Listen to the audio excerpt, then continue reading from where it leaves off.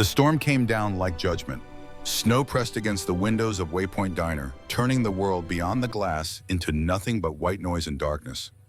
Wind howled through the gaps in the door frame, a low moan that had been going for 3 hours without pause. The kind of storm that made you forget summer ever existed. Marcus Thorne stood behind the counter counting bills that didn't add up to enough. $83. Not enough to cover the electric bill he'd been dodging for 3 months. Not enough to buy more than a week of diesel for the generator. Not enough for anything except maybe one more day of pretending this place could survive. He was 39 years old and looked every year of it. His dark hair was cut military short, going gray at the temples in a way that made him look older than he was. A rough beard always shadowed his jaw, more neglect than fashion. His shoulders were broad, but his frame had thinned over the years, the kind of lean that came from missing meals and working too hard. Strong hands, scarred knuckles, the build of a man who'd spent his life doing things that left marks. The diner itself was small, 12 booths with cracked vinyl seats, a counter with 8 stools, 3 of them wobbly, linoleum floors worn down to the pattern underneath, a kitchen that smelled like old grease and burnt coffee.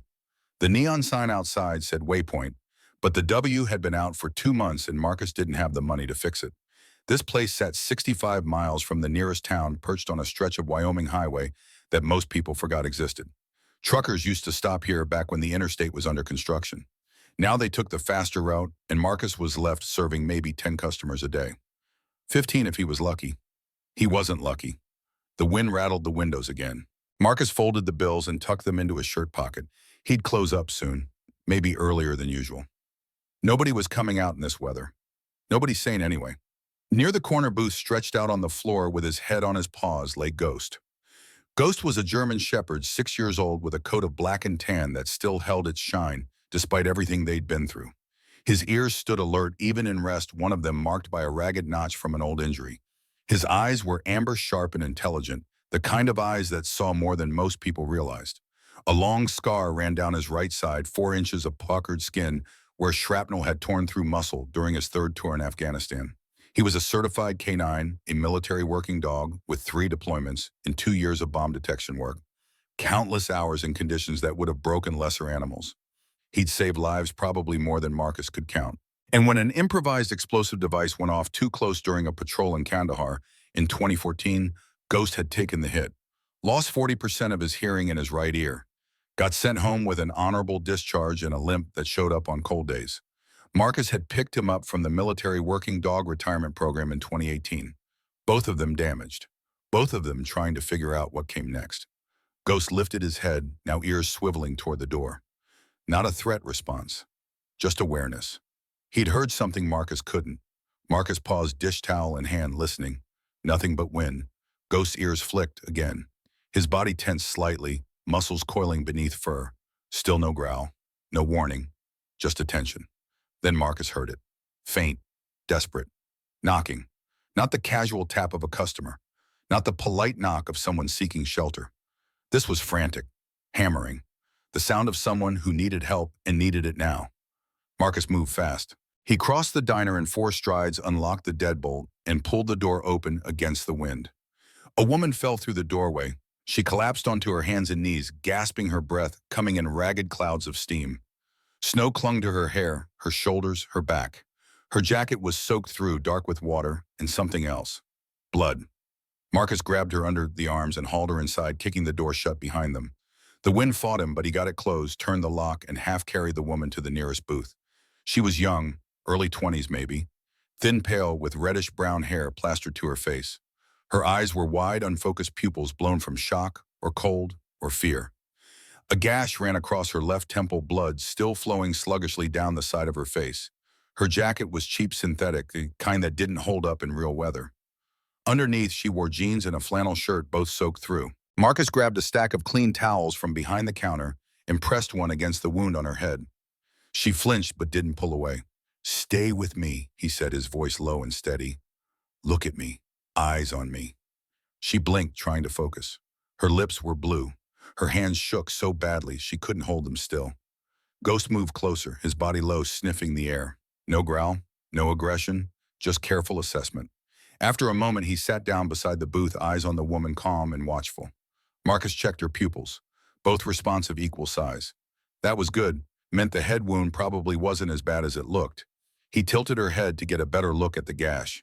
Deep enough to bleed like hell, but not deep enough to need stitches. Probably. He grabbed another towel, folded it into a compress, and held it firm against the wound. "What's your name?" he asked. She tried to speak, but her teeth were chattering too hard. "It's okay," Marcus said. "Don't talk yet. Just breathe."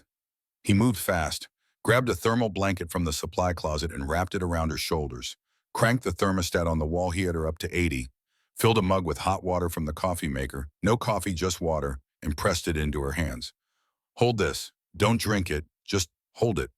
Her fingers closed around the mug, clumsy and weak. Marcus sat across from her, watching, calculating. His mind ran through triage protocols he'd learned a lifetime ago in field medicine training. Hypothermia was the immediate threat. The head wound was secondary. She'd been out in that storm for God knows how long. Core temperature was probably dropping. He needed to warm her up slowly. Too fast and she'd go into shock. He pulled off her jacket, checked her arms. No other visible injuries. Her pulse was rapid but steady. Breathing shallow but consistent. After a few minutes, the shaking started to ease. Color crept back into her face, faint and blotchy, but color. She lowered the mug and looked at him with clearer eyes. "Thank you," she whispered.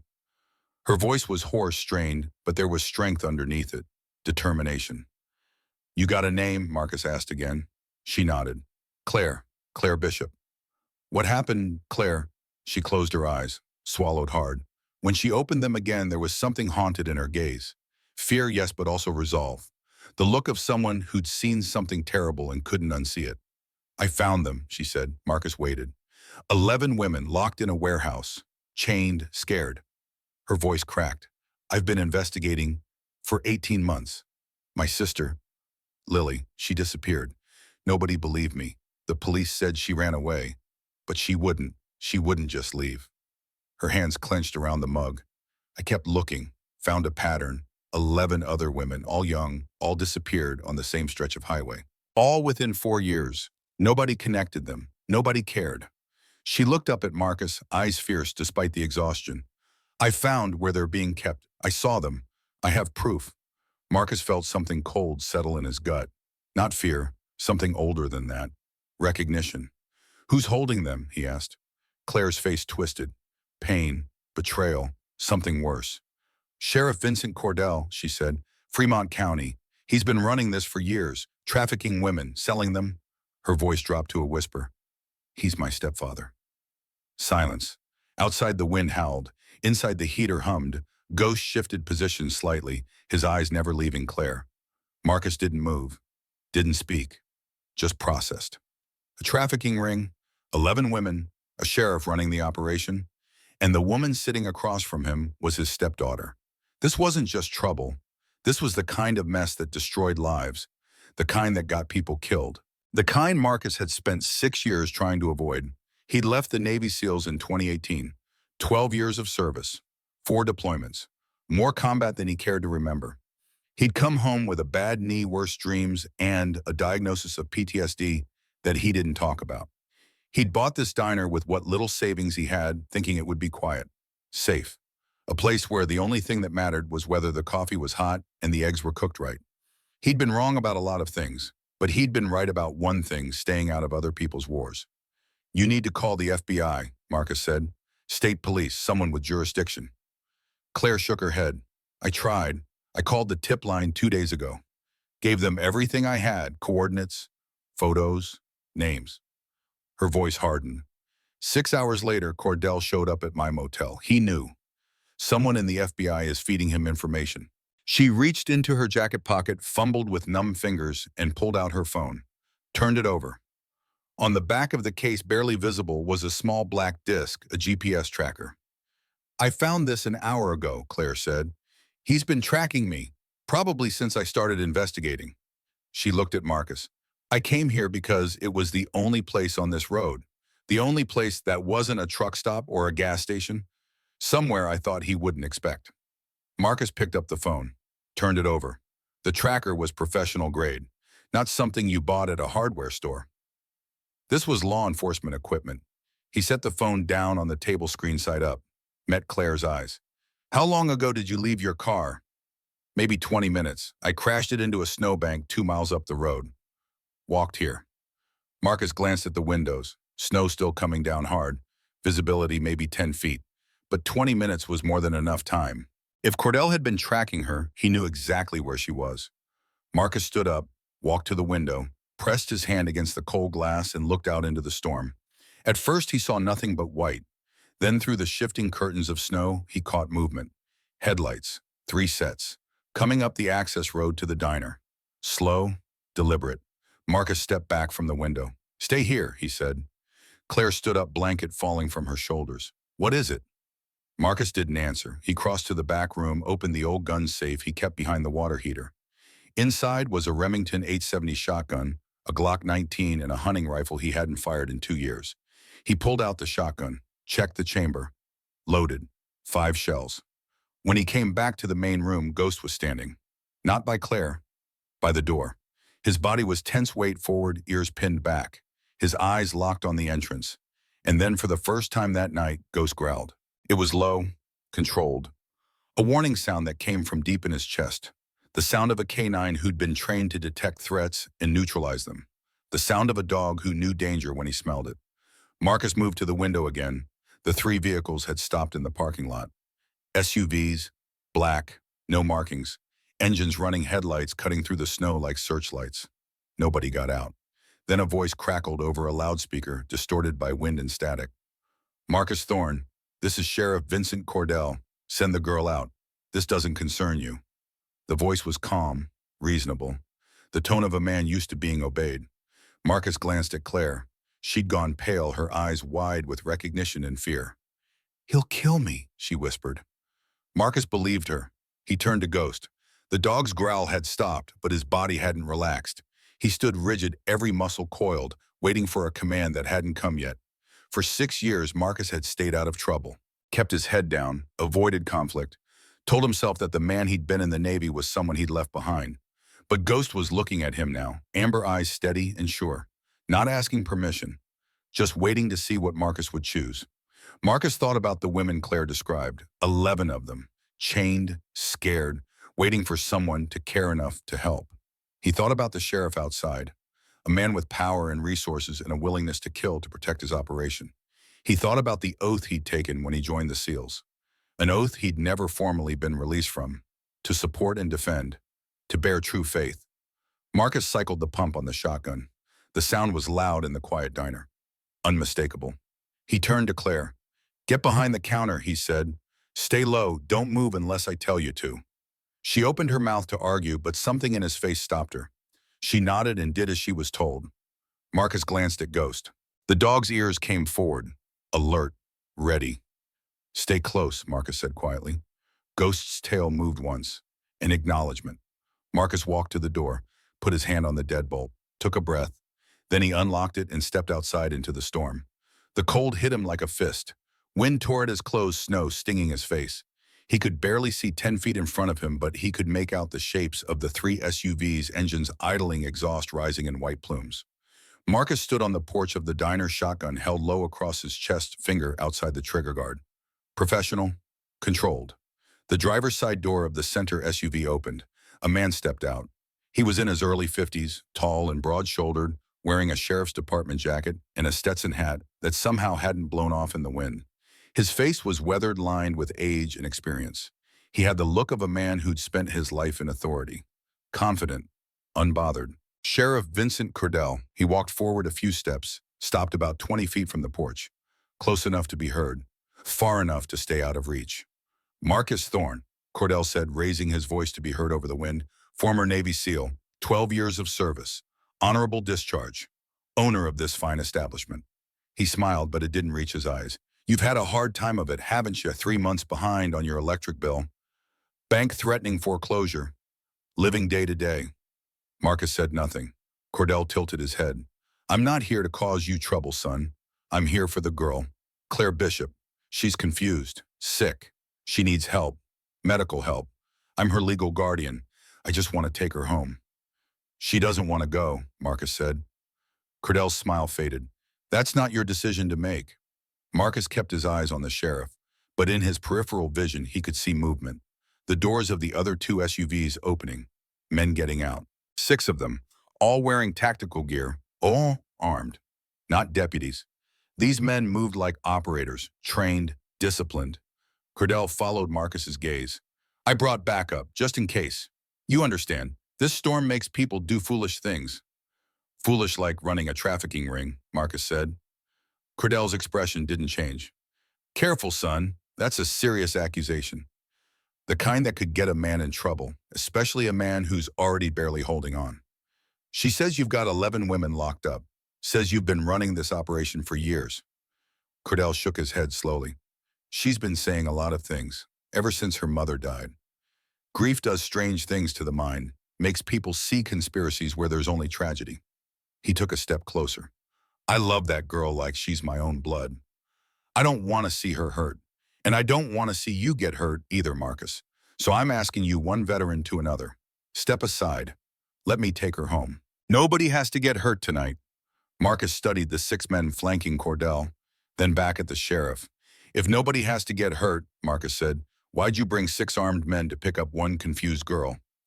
Cordell's jaw tightened. The pretense of civility cracked just a little. Last chance, he said. Send her out, or we come in and get her. Marcus felt Ghost's presence behind him, sensed the dog's readiness, knew without looking that Ghost was positioned to move the instant things went bad. Marcus had been in situations like this before. High stakes, bad odds, moments where the wrong decision meant people died. The difference was back then he'd had a team, air support, a chain of command. Now he had a diner and a woman who probably didn't deserve to die alone in a warehouse. It wasn't a hard choice, it was just an expensive one. No, Marcus said. The word hung in the air between them.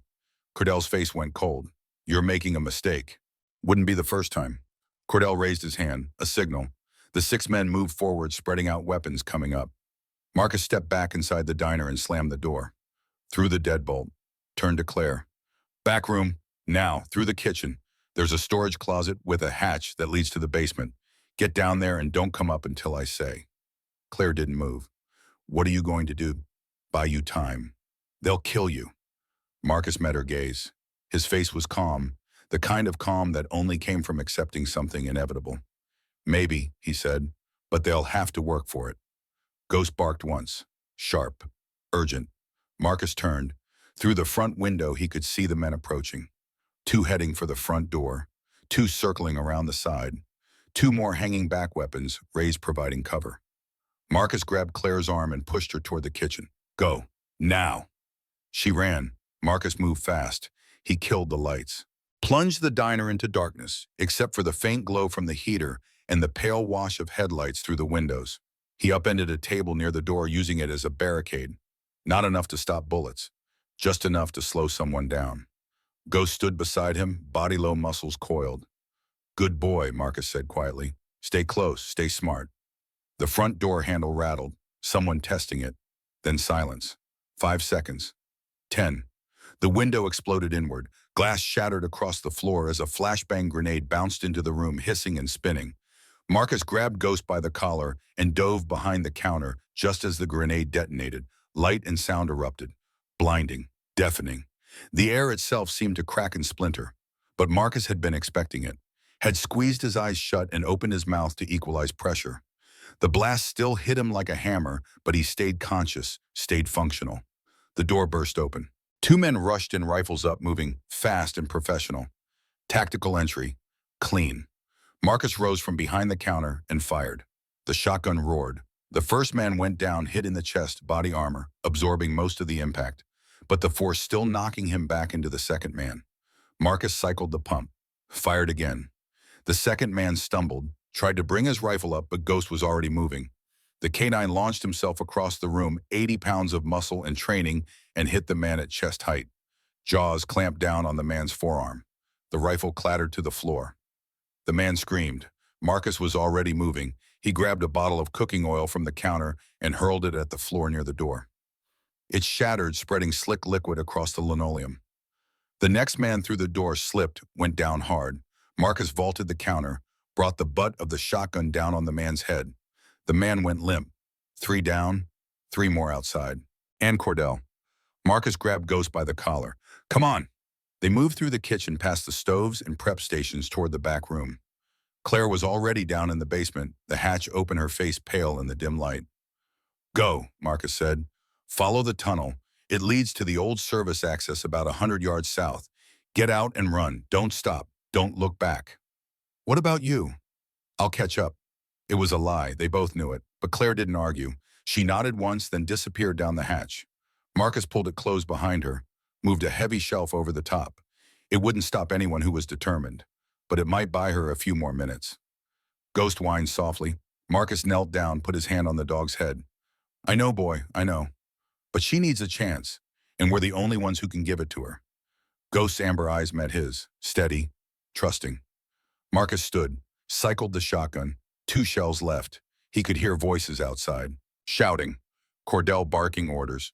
They'd be coming through the back any second now. Marcus turned to Ghost. You don't have to stay. You can go after her. Protect her. Ghost didn't move. Marcus smiled. It was a small smile, tired and sad, but real. Yeah, he said. I figured. He turned toward the back door just as it exploded inward. Meanwhile, 2 miles south through the forest, Claire dragged herself through the snow. Her broken legs screamed with every movement, but she kept going.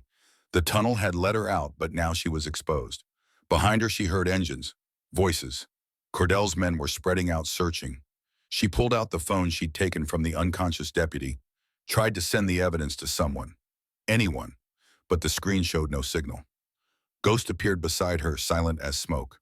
The dog nudged her hand with his nose, breath steaming in the cold air. She grabbed his collar. Get me out of here, boy, she whispered. Ghost pulled, and Claire followed, limping through the darkness as the storm finally found its way inside every defense she had left. The back door came off its hinges with a crack like thunder. 2 men rushed through, rifles raised, moving with the practiced efficiency of operators who'd done this 100 times before. They swept the room in synchronized arcs, barrels tracking for targets, fingers on triggers. Marcus was already gone. He dropped through the floor grate near the industrial sink, pulling Ghost down with him into the narrow crawl space beneath the kitchen. 6 inches of clearance, dirt floor, pipes running overhead, the smell of mold and old concrete. Above them, boots hammered across the floor. Voices shouted. Someone kicked over a prep station. Metal crashed against tile. Marcus pressed himself flat against the cold earth, one hand on Ghost's collar. The dog was silent, barely breathing, every muscle locked in disciplined stillness. This was training, years of it. Ghost knew how to disappear when it mattered. They waited. A beam of light swept across the grate above them. Paused. Moved on. Kitchen's clear, someone shouted. Check the basement access. Got a hatch here, covered. The sound of the shelf being dragged aside, the hatch opening, flashlight beams cutting down into darkness. Tunnel, go south. She's running. Get Cordell, now. Footsteps retreated. The kitchen went quiet except for the creak of wind through the broken door. Marcus counted to 30, then he moved. He crawled forward through the crawl space, Ghost following inches behind. The space opened up after 15 feet, connecting to an old maintenance tunnel that ran the length of the building. Marcus had found it 6 months after buying the place. Never thought he'd actually need it. He pulled himself up into the tunnel. It was maybe 4 feet high, just enough to crouch. Ghost moved beside him, nose working, the air ears swiveling to track sounds Marcus couldn't hear. They moved fast and quiet, heading north instead of south, away from where Claire had gone, away from where Cordell's men would be looking. The tunnel ended at a metal grate that opened into the parking lot behind the propane tanks. Marcus pushed it open, slowly checking the angles. The storm had intensified. Snow came down in sheets now, wind driving it horizontal. Visibility was down to maybe 5 feet. The 3 SUVs were still idling in front of the diner headlights, cutting pale cones through the white. Marcus counted silhouettes. 4 men near the vehicles. 2 more probably inside the diner. That left Cordell somewhere close. He needed to move. Needed to get to his truck. It was parked on the far side of the lot, a battered Ford F-250 that was older than Ghost but still ran. Marcus climbed out of the tunnel. Ghost followed immediately, dropping low to the ground, body pressed against the earth. They moved together using the storm as cover, skirting the edge of the lot where the shadows were deepest. They were 20 feet from the truck when Ghost froze. His head snapped right, ears forward, a growl building low in his chest. Marcus saw it a half-second later, a figure emerging from the white, too tall to be one of the tactical operators, moving with the calm confidence of someone who wasn't worried about being seen. Sheriff Cordell. He stepped into the wash of the headlights, arms crossed, that Stetson somehow still on his head, despite the wind. He was looking directly at Marcus, as if he'd known exactly where Marcus would be. "You're predictable, son," Cordell called out. "Military training teaches you to flank, to find alternate routes. I would have been disappointed if you'd just run south like the girl." Marcus straightened slowly. His hand moved to the small of his back where he'd tucked the Glock. Still there. "Let her go," Marcus said. "Whatever you're running, it's not worth killing over." Cordell laughed. It was a harsh sound swallowed quickly by the wind. "Not worth killing over. Do you have any idea how much money moves through human trafficking? Real money. The kind that buys houses and retirements and college funds." He shook his head. "I've been doing this for 16 years. 47 women. Not one of them mattered to anyone. Runaways, addicts, illegals, girls nobody was looking for. And you know what? The world kept turning. Nobody cared. Claire cared. Claire is a mistake I should have corrected years ago. But she was Sarah's daughter, and I loved Sarah for a while." Cordell's voice went flat.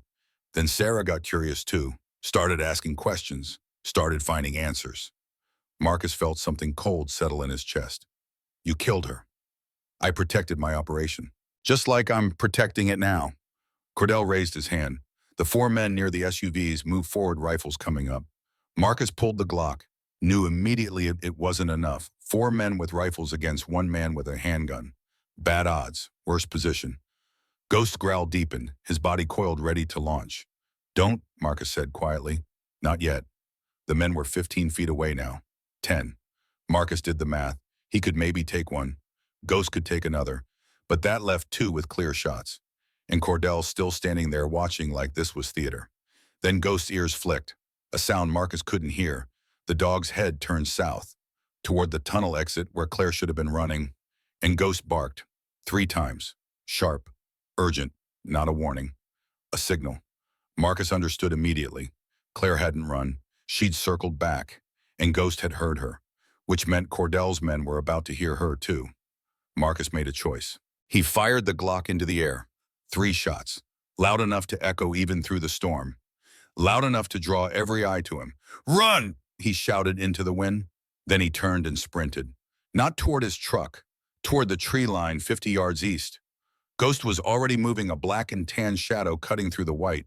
The men behind them opened fire, but the storm killed accuracy. Bullets snapped past, kicking up snow, hitting nothing. Marcus hit the trees and kept running.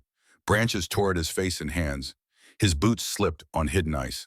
Behind him he could hear shouting engines revving, but the frost swallowed sound and sight both. He ran for 3 minutes before stopping to listen. Ghost materialized beside him, panting but alert. No pursuit sounds. Not yet. Marcus pulled out his phone. No signal. Not surprising. They were 65 miles from the nearest cell tower, and the storm was probably killing what little coverage existed out here. He glanced at Ghost. "We need to find her. Can you track?" Ghost's nose went to the ground. He circled once, twice, then locked onto something. His body went rigid, tail straight. He had a scent. "Good boy. Track." Ghost moved forward, nose down, following something Marcus couldn't see or smell. They moved through the forest, the storm turning everything into a monochrome nightmare of white and black and gray. They walked for 20 minutes before Ghost stopped again. His ears came forward, then back, uncertain. Marcus knelt beside him. "What is it?" Ghost whined. A sound Marcus had rarely heard from him. Not fear, confusion. Then Marcus saw it. Tracks in the snow, boot prints, small, Claire size. But they weren't running south, they were heading east, deeper into the forest, away from any road or town or help. Why would she go that way? Marcus studied the tracks more closely. They were erratic, stumbling, one foot dragging slightly. She was hurt. Marcus stood. "Track, fast." Ghost bolted forward, moving faster now. Confidence returning. They covered ground quickly, following the tracks through stands of pine and across frozen streams. The tracks led them to a steep drop-off, maybe 8 feet down into a natural depression in the land. Ghost slid down without hesitation. Marcus followed, half sliding, half falling. At the bottom was a dark opening in the rock face. A cave. Small, maybe 6 feet deep. And inside, pressed against the back wall, wrapped in the thermal blanket from the diner, was Claire. She looked up when Marcus appeared. Her face was pale, lips blue again. Her left leg was extended in front of her at an unnatural angle.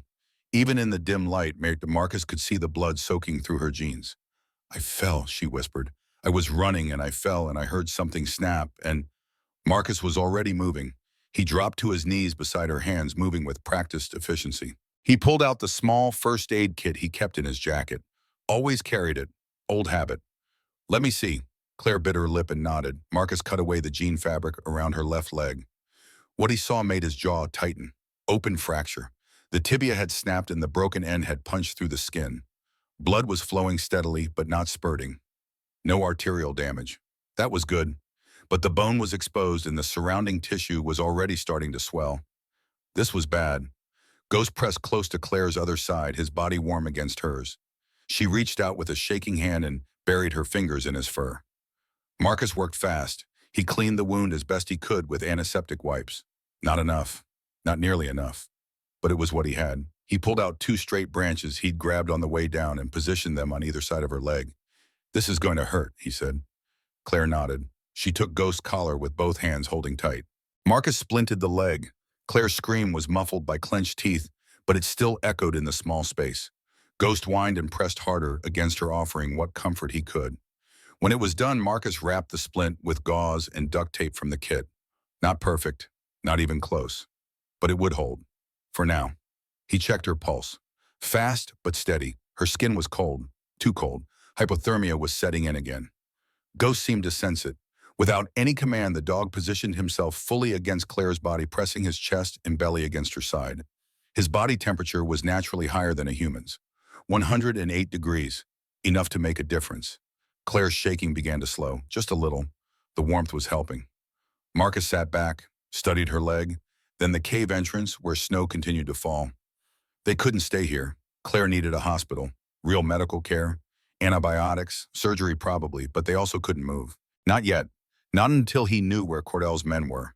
As Marcus worked, Claire's hand brushed against something wedged between rocks near the cave wall. She pulled it out with trembling fingers. A small cassette tape.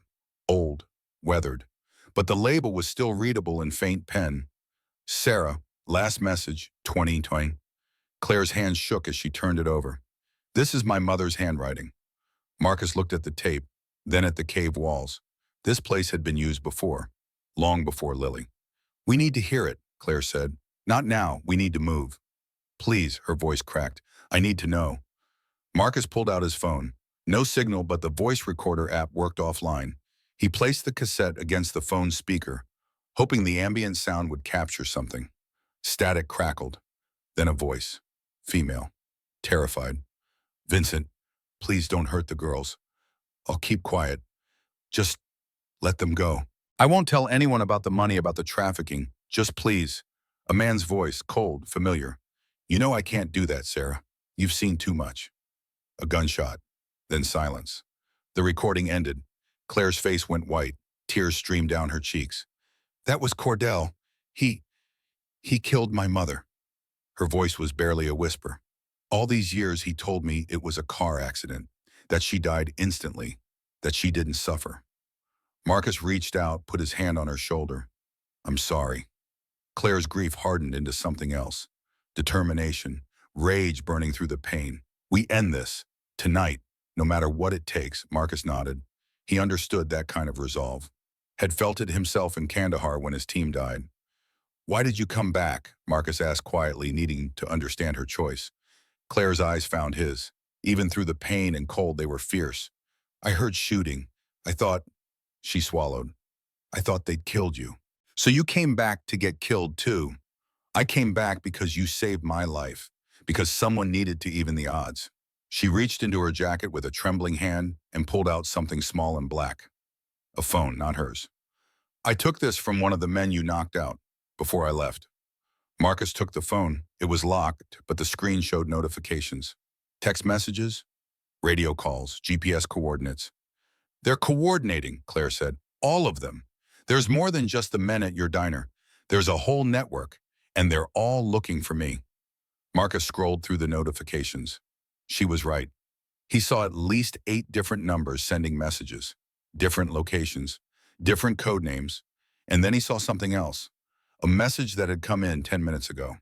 Primary location compromised. Move cargo to Site B. Coordinates attached. Coordinates. Marcus opened the message.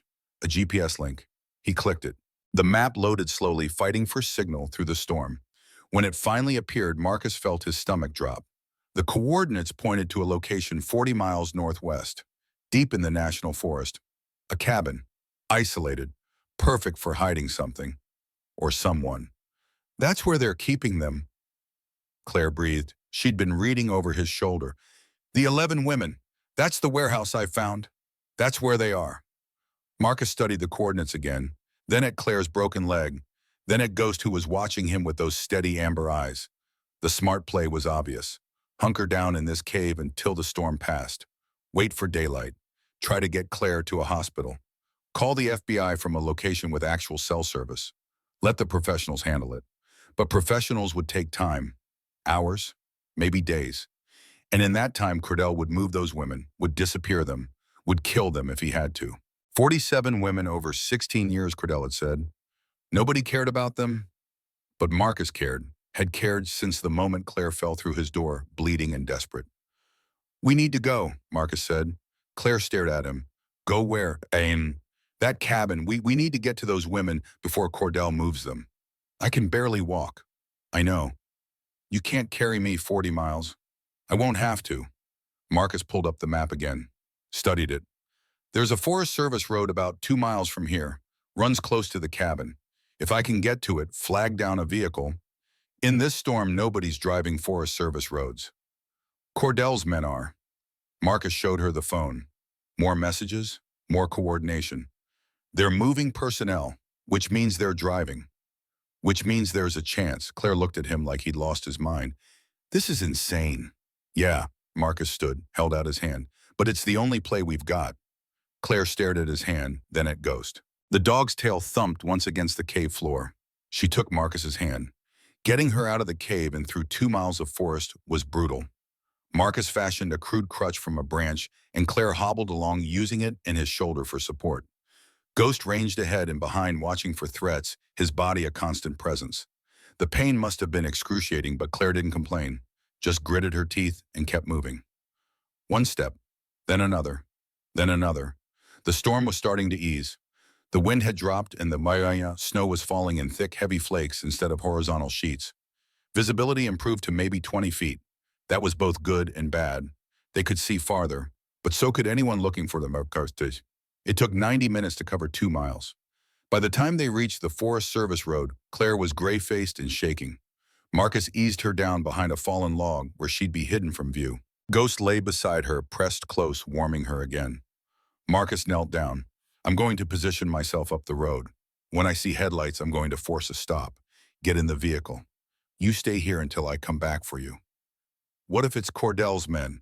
Then I deal with it. Claire grabbed his arm. Her grip was weak but desperate. Marcus, if you don't come back, I will.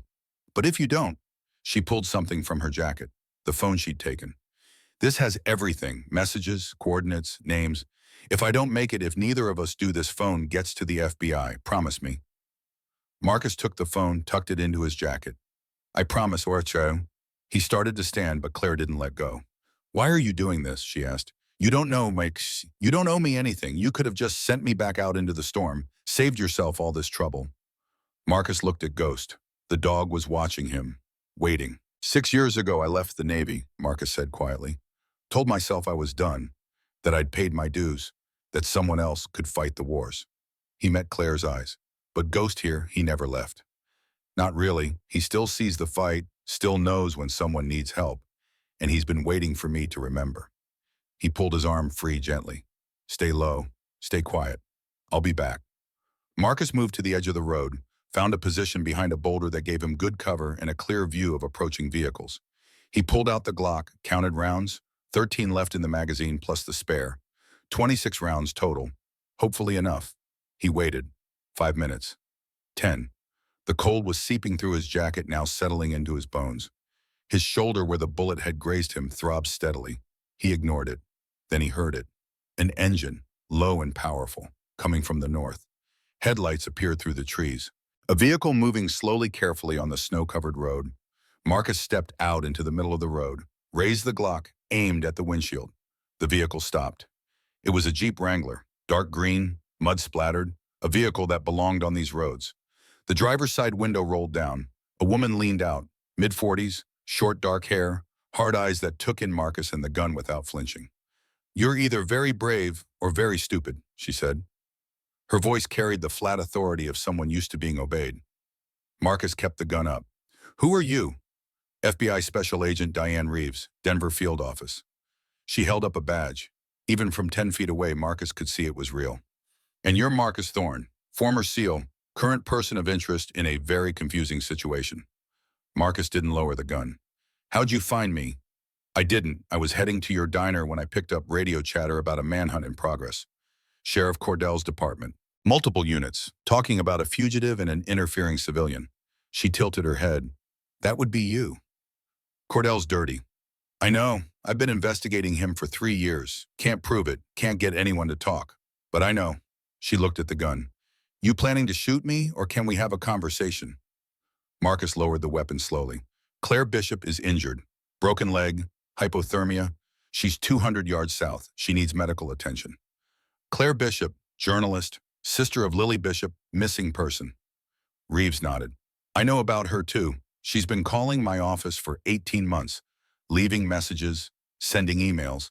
I've been trying to build a case, but..." She trailed off. "Where are the women 40 miles northwest? Cabin in the National Forest. Cordell's moving them tonight. We have maybe an hour." Reeves stared at him.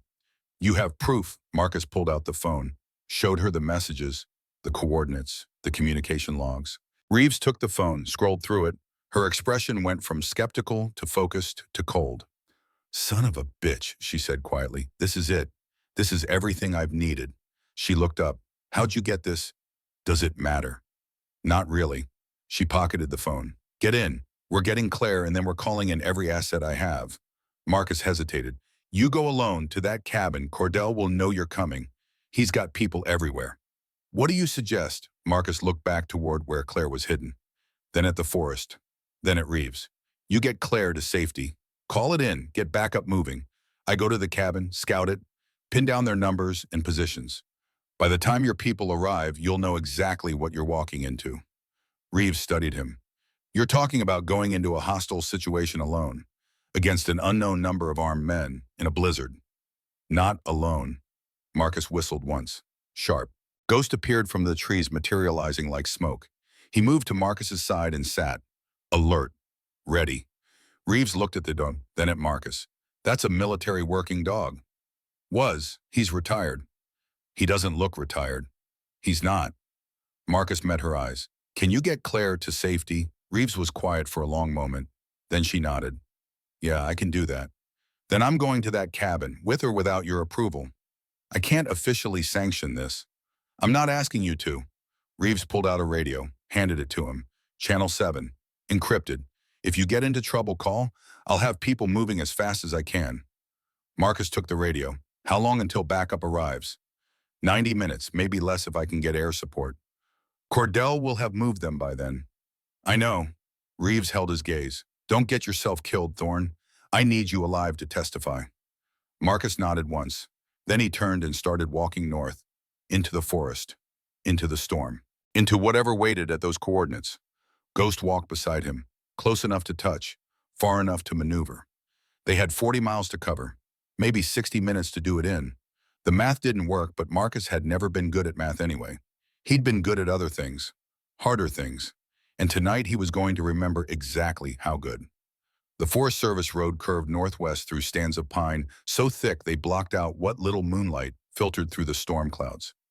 Marcus moved at a pace just short of running, Ghost ranging ahead in silence, a dark shape appearing and disappearing between the trees. 40 miles was impossible on foot. Marcus knew that, but the road would take them close. And somewhere along those 40 miles, Cordell's men would be moving, which meant vehicles, which meant opportunity. They'd covered maybe 3 miles when Ghost froze mid-stride. His body went rigid, one front paw lifted, tail straight. A perfect point. Something ahead.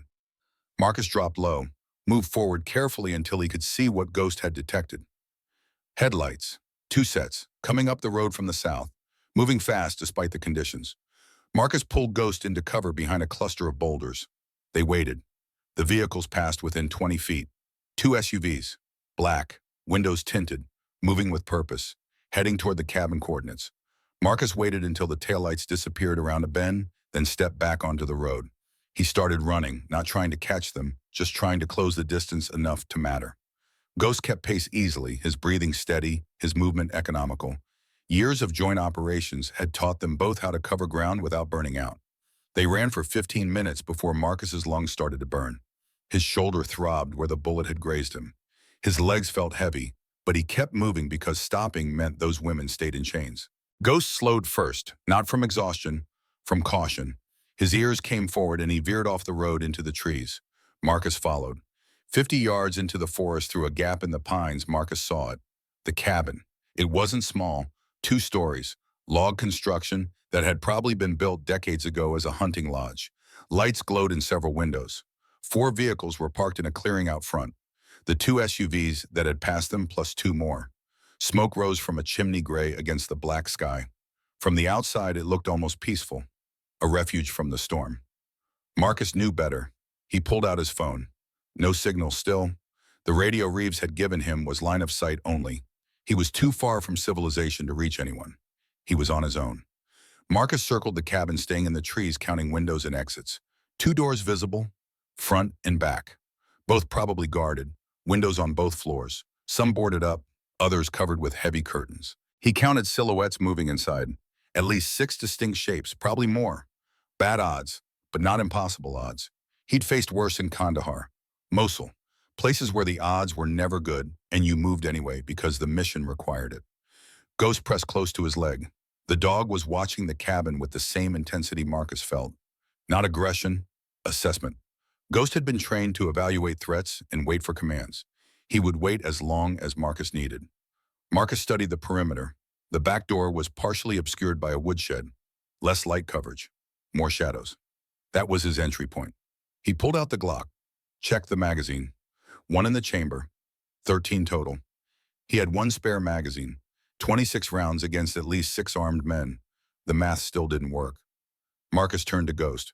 I need you to do something. Ghost's ears swiveled toward him. When I move, you create noise. East side, draw their attention, but don't engage. Don't. Just noise, understand?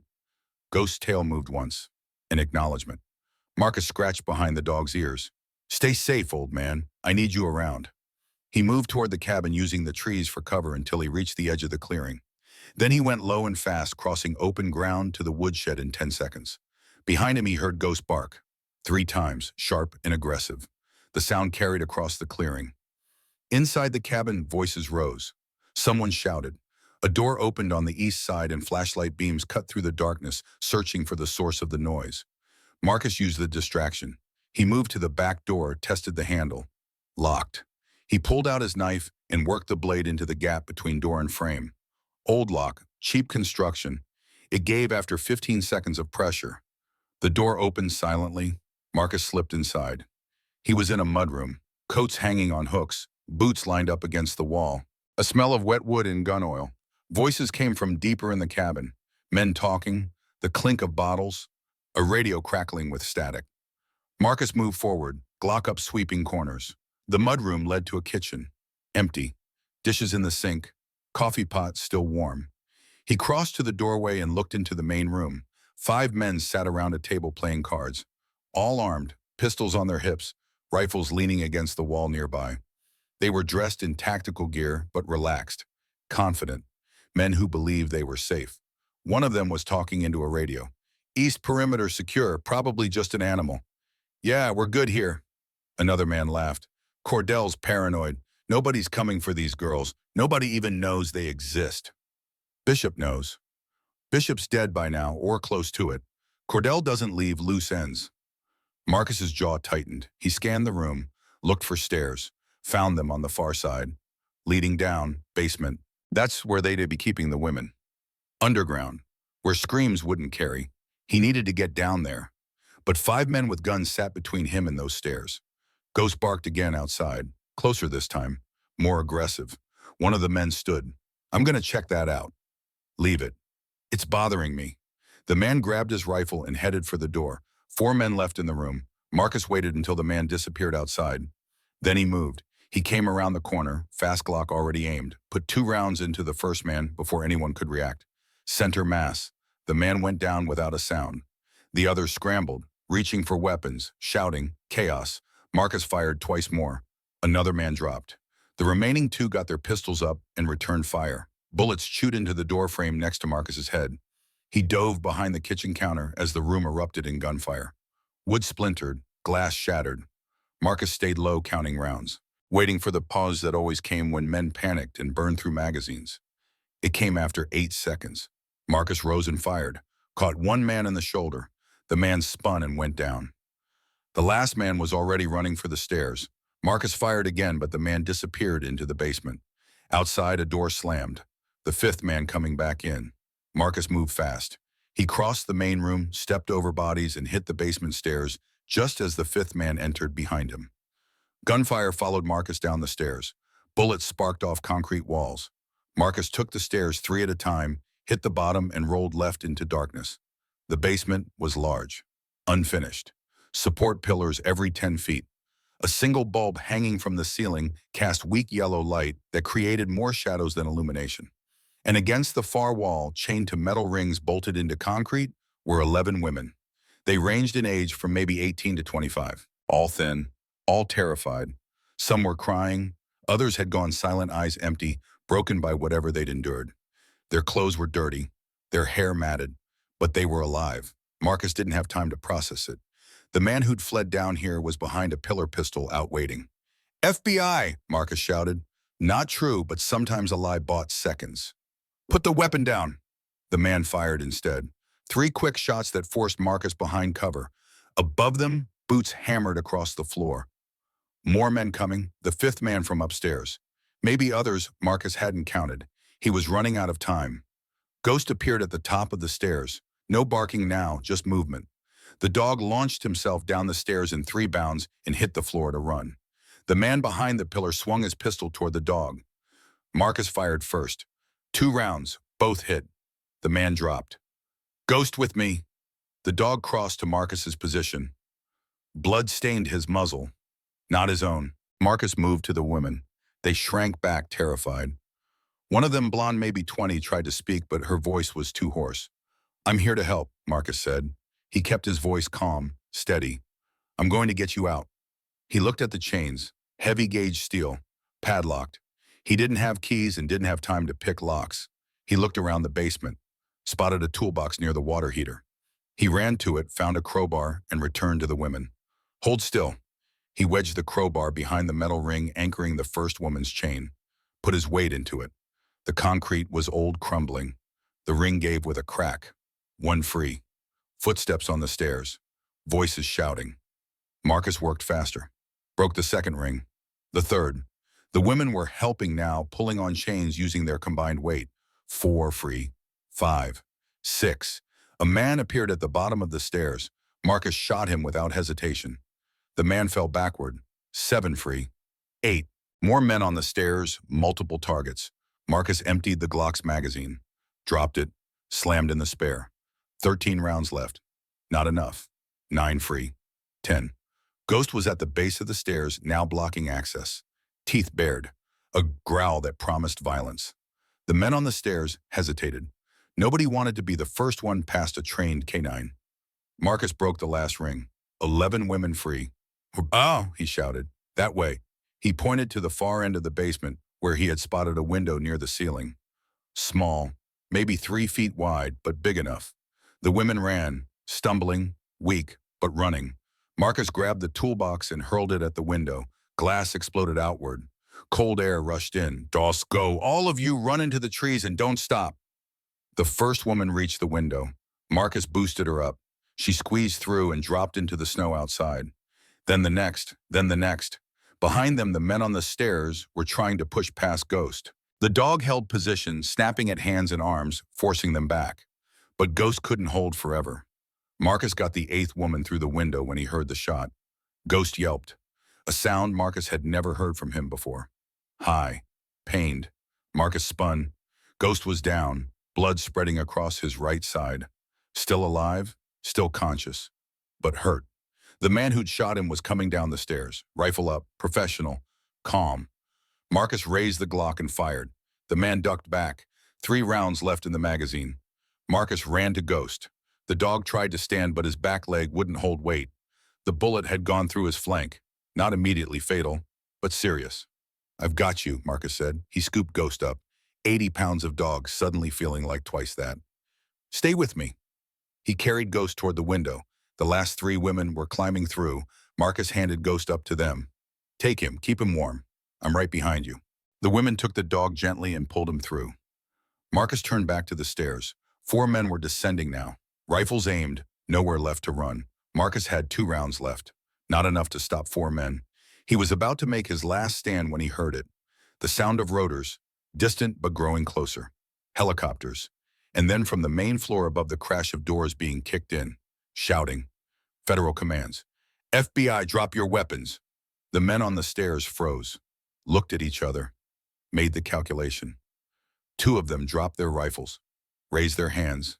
The other 2 ran back up the stairs. Marcus heard more gunfire above. Brief, then silence. He lowered the Glock. His hands were shaking. Adrenaline crash hitting hard now that the immediate threat had passed. Agent Reeves appeared at the top of the stairs, flanked by 4 FBI tactical operators. She took in the scene. The bodies, the broken chains, the empty basement. "The women," she asked. "Outside, safe." Marcus's voice sounded distant to his own ears. "Ghost is hit. He needs a vet." Reeves spoke into her radio. "I need medical, human and canine, northwest side of the structure." She descended the stairs and walked to Marcus, looked him up and down. "You're bleeding." Marcus glanced down. His shoulder wound had reopened. Blood soaked through his jacket. He hadn't even noticed. "I'll live." "Yeah, you will." Reeves holstered her sidearm. "For what it's worth, you just saved 11 lives and gave me enough evidence to put away 14 dirty cops and God knows how many trafficking clients." Marcus nodded, felt nothing, just empty. The way he always felt after combat. The adrenaline was gone, and now there was just the cold and the exhaustion and the weight of what had happened. "Cordell," Marcus asked. Reeves pulled out her radio, keyed it. "Status on primary target." A voice crackled back. "In custody. We intercepted him 20 minutes ago at the Montana border. He resisted arrest." Reeves smiled thinly at Marcus. "He didn't go quietly. Took a few lumps in the process." Before Marcus could respond, there was a commotion at the top of the stairs. More FBI agents entered, escorting a man in handcuffs. Sheriff Vincent Cordell. His Stetson was gone. His face was bruised. Blood ran from his nose. But his eyes were still cold, still calculating. He saw Marcus and stopped. The agents holding him paused. "You should have stayed out of this, Thorne," Cordell said. His voice was calm despite everything. "You have no idea what you've done. This operation, it's bigger than me. Bigger than this cabin." "Not anymore," Marcus said. Cordell's lips curved into something that wasn't quite a smile. "There are others, people with more power than you can imagine. They'll come for you, for the girl, for everyone who knows." "Let them come." Reeves stepped forward. "Sheriff Cordell, you're under arrest for human trafficking, kidnapping, murder, and conspiracy. You have the right to remain silent." As she read him his rights, Cordell kept his eyes on Marcus. "This isn't over." "Yeah," Marcus said quietly. "It is." The agents dragged Cordell away. His protest faded as they hauled him up the stairs. Reeves turned back to Marcus. "Come on, let's get you and your dog to a hospital."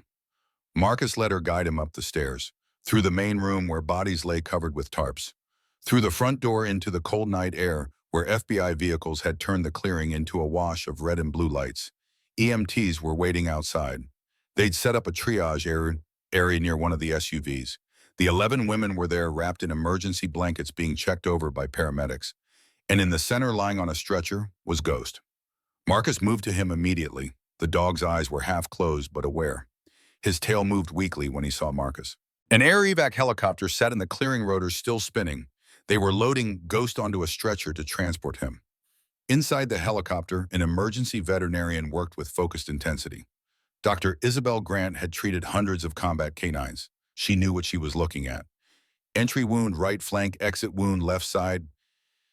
Bullet passed through without hitting spine or major organs, but he's lost significant blood. She inserted an IV line into Ghost's front leg. Starting fluid resuscitation. Type in cross-match if we have canine blood on board.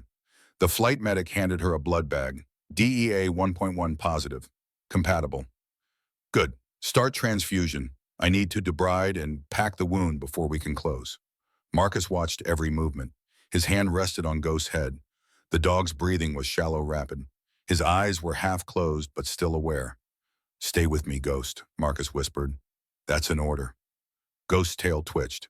A weak response, but a response. Dr. Grant worked for 8 minutes without pause. Cleaning, packing, suturing. When she finally stepped back, her gloves were covered in blood, but her expression was calm. He's stable. Strong vitals. If infection doesn't set in, he'll make a full recovery. She looked at Marcus. Your dog is one tough son of a bitch. He's been through worse. In Afghanistan, 3 tours, saved more lives than I can count. Dr. Grant nodded slowly. Then today he just added 11 more to that count. Ghost's eyes opened fully, found Marcus, held his gaze. Marcus felt something break in his chest, relief, gratitude. Love for this animal who'd saved him as many times as he'd saved others. Good boy, Marcus said, his voice thick. Good boy. They loaded Marcus into the helicopter beside Ghost. As the aircraft lifted off, Marcus looked down at the cabin, shrinking below them. The FBI vehicles, the forest stretching dark and endless in all directions. He put his hand on Ghost's head. The dog's breathing was steadier now. His eyes stayed open, locked on Marcus. The helicopter banked east toward Casper, toward hospitals and questions and the slow machinery of justice. Behind them, the storm was finally breaking. The first pale light of dawn touched the horizon, turning the snow from black to gray to white. The hospital in Casper was chaos for the first 72 hours. Marcus spent most of it in a private room, his shoulder properly cleaned and stitched, antibiotics pumping through an IV. Ghost was 2 floors down in the veterinary trauma unit, monitored around the clock. Claire's surgery on her leg took 4 hours. The doctor said she'd walk again, though she'd have a limp. She didn't seem to care. She was alive. Her sister might be alive. That was enough. On the 3rd day, Agent Reeves came to Marcus's room. She looked tired but satisfied. Cordell's talking, she said, not because he wants to, because we've got him dead to rights and his lawyers advising cooperation. She sat in the chair beside Marcus's bed. The scope of this operation, it's staggering. 14 law enforcement officers across 5 states, 38 buyers, 4 state officials, all connected to Cordell's network. Marcus absorbed this in silence. And we found something else in his records, Reeves continued, a transaction from July 2024. One female aged 19 sold to a buyer in Thunder Bay, Ontario. The description matches Lily Bishop. Marcus felt his chest tighten. She's alive. If it's her, yes, Canadian authorities are coordinating a raid right now. We should know within the hour. 50 minutes later, Reeves returned. She was smiling. They found her. 12 women total, but one of them is Lily, alive, traumatized, but alive. Marcus closed his eyes, felt something release in his chest that he hadn't known was there. Claire, he asked. I'm taking her to Thunder Bay personally, as soon as she's cleared to travel. 3 days later, Marcus stood in a warehouse in Thunder Bay, with Ghost at his side and Claire in a wheelchair beside him. Canadian police had just breached the building. They brought out 12 women, malnourished, traumatized, barely able to walk, but alive. The 11th woman was blonde, thin, barely recognizable. Her hair had been cut short, almost shaved. Her eyes were hollow. But when she saw Claire, something flickered. Recognition. Lily. Claire launched herself from the wheelchair, broken leg and all. She caught her sister in a desperate embrace. Both women collapsed to the ground, sobbing. Lily's voice was hoarse, barely a whisper. Claire, is it really you? I'm here, I found you, you're safe now. They held each other on the cold warehouse floor, while police moved around them, while cameras flashed, while the machinery of justice ground forward. Marcus turned, giving them privacy. Ghost pressed against his leg. That's what we're fighting for, Marcus said quietly. That right there. Ghost's tail wagged once. 6 months later, Marcus stood in front of a small crowd gathered in the community center in Casper, Wyoming. He hated public speaking. Always had. But Agent Reeves had insisted, and Claire had asked personally, and Marcus had learned over the past 6 months that saying no to either of them was a losing proposition. Ghost sat beside him wearing a vest that identified him as a certified service and security animal. The dog had recovered fully from his wound. Still had a slight limp on cold mornings, But otherwise, he moved like his old self, maybe better, like the purpose had restored something in him. Marcus cleared his throat. The murmur of conversation died down. I'm not good at speeches, he said, so I'll keep this short. In the front row, Claire sat with her sister Lily. Both women looked healthy now, color in their faces, weight back on. Lily was still quiet, still carrying the trauma of what she'd endured. But she was alive, she was home, and with time, Claire said she'd heal. 6 months ago, I was running a failing diner and trying to pretend the world's problems weren't mine to solve. Marcus continued. Then someone showed up at my door asking for help, and my dog reminded me that some things matter more than comfort. He looked down at Ghost. The dog's amber eyes met his. 11 women are alive today because we chose to act instead of look away. 47 families have answers about loved ones who disappeared. A 16-year trafficking operation is finished. 14 corrupt law enforcement officers are in prison. 38 buyers are facing trial, and 4 government officials resigned in disgrace. He paused. The numbers still didn't seem real. The scope of what they'd uncovered had shocked even Reeves. But the work isn't done, Marcus said. There are more operations like Cordell's out there. More women missing. More families waiting for answers. He gestured to a display board beside him showing the new FBI task force that had been formed in the wake of Cordell's arrest. Operation Ghost, named for the canine who'd helped break the case. This task force will coordinate between federal and local agencies. We'll follow leads that get ignored. We'll remember that every missing person matters to someone. Marcus looked at Claire. It's being led by former journalist Claire Bishop, who refused to let her sister be forgotten. Claire smiled, a real smile that reached her eyes now. I've been asked to serve as a tactical consultant, Marcus continued, helping train teams in hostile environment operations. It's not combat, but it's important. And Ghost here has a new job too, training other canines for rescue and security work. He took a breath. I spent a long time believing I was done serving, that I'd earned the right to be left alone. But service isn't something you're owed or that gets used up. It's something you choose, every day, with every decision about whether to care or to look away. His voice was steady now, no hesitation. A wise man once told me that evil succeeds when good people do nothing. I don't know if I'm a good person. I've done things I'm not proud of, made mistakes I can't fix. But I know this: when someone needs help and you have the ability to give it, the only moral choice is to act. He looked out at the crowd, saw faces he recognized. The 11 women they'd freed, some with families now beside them.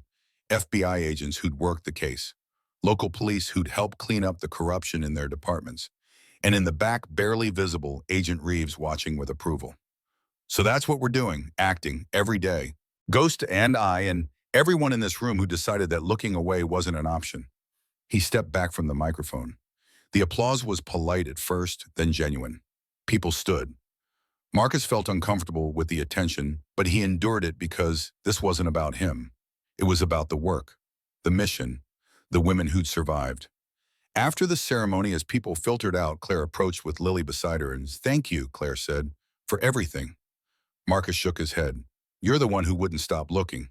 I just helped finish what you started." Lily spoke for the first time. Her voice was soft but clear. "You saved my life, sir. Both of you."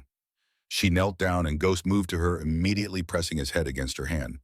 "I was in that basement for 18 months. I stopped believing anyone would come. But you did." Marcus didn't know what to say to that, so he just nodded. Lily stood, looked him in the eye. "I'm going back to school. Community college, criminal justice. I want to help people like me, people who get forgotten."